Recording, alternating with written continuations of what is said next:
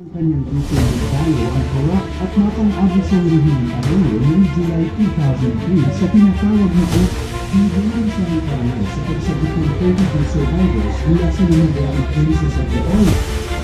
Si Antonio Trillanes IV, na kilala din sa tawag ni Sunny, ay ipinanganak sa Barangay 1. Hello po, magandang gabi po, Barangay 117. Nandito po ako sa harap niyo ngayon. Nandito po ako sa harap niyo ngayon dahil kailangan niyo pala lang po itong ay talagang magagawa po para sa pagbabago ng kayo. Pag pinaniwala ako po, pinipili. Ngayon naman ito sa pagsagal ng isang super party.